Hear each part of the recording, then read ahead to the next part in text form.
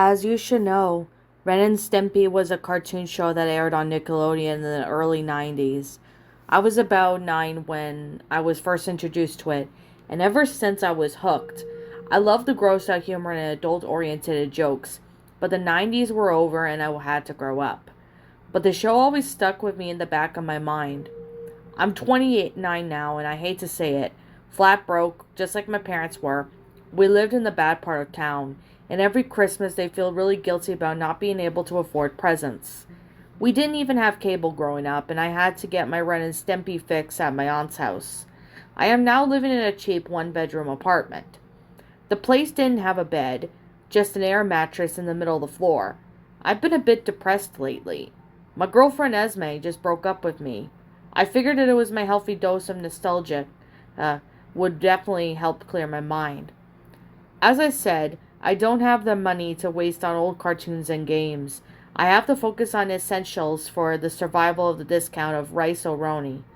I suddenly had an idea. Searched the internet for episodes of classic shows I knew not to stream for episodes for free.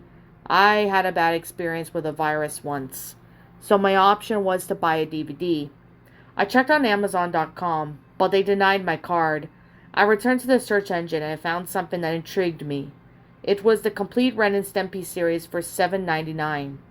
I was a bit hesitant at first, because the cover, it was a stock picture of a duo, stretched and pixelated in order to fix the box size. It still looked shady, but I bought it anyway. It came about 2 weeks later. I made sure to be around my mailbox frequently, because my neighbors always steal my mail. Usually try to get a pizza coupons or whatever you have. I opened the package and it seemed strange.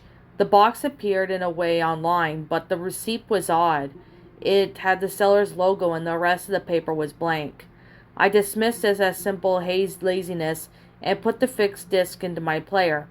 Instead of opening with a few previews and a menu, the show just started abruptly. I was concerned at first, but my fears were soon put at ease. I had a big, large, stupid grin on my face, spending hours of laughing at nostalgia in front of an idiot box. For the next several days, my routine was the same. Wake up, get dressed, go to work at Olive Garden, and go home to watch Ren and Stimpy. Until a break of dawn, I got into Disc 8, which was about the middle of the season 3. A week later, I hadn't paid any attention to that disc art when I first got the set, but I don't see how I could have missed it. The first disc was both Ren and Stimpy standing happily together. The second disc was the same.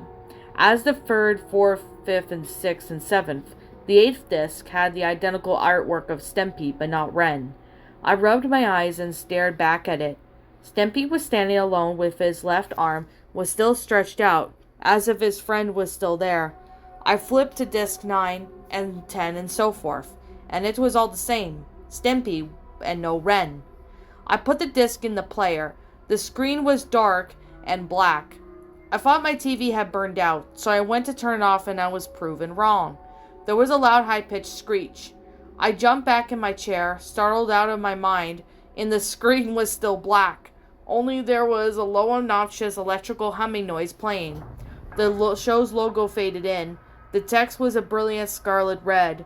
Stimpy was looking very silly as usual.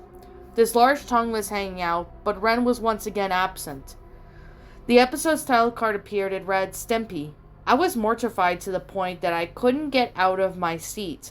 I had to watch. The episode seemed normal after that, but the picture quality was poor, as if it had been transferred from a VHS tape. Ren walked into the kitchen sleepily after getting out of bed.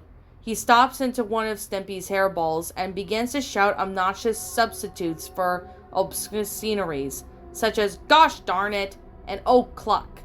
Stimpy innocently walks into the room and asks what's the matter. Ren complains about the hairball and repeatedly calls Stimpy for an ignorant moron. He then comically slaps him around.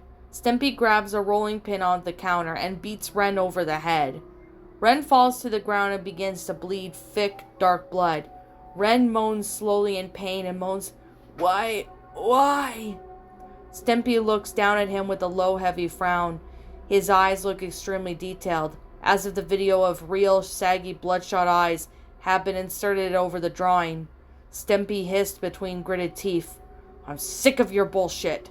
Beating after beating, constant fucking abuse.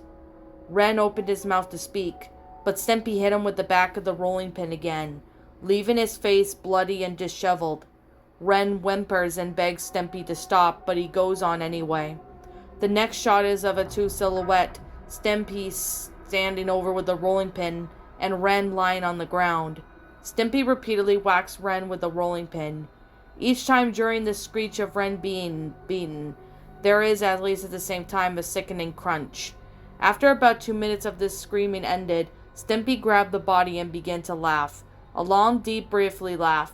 He looked towards the viewer and said, Mia Boletti croissant purut. The screen faded to black. I didn't know what to do. It was so horrifying that I just passed out. I woke up the next morning in cold sweat. Was last night a dream? Am I insane? These thoughts repeatedly crossed my mind. I opened my eyes and heard the same theme music playing. I shivered. Goosebumps began crawling up my spine. This episode appeared to be normal. There was no gore or violence. The cartoon just played as if Ren had been erased from history. Even if the characters were supposed to talk to him, there was just a period of silence followed by a typical comedic response. I went to get my camera in order to document the phenomenon. When I returned to the TV, I was taken aback.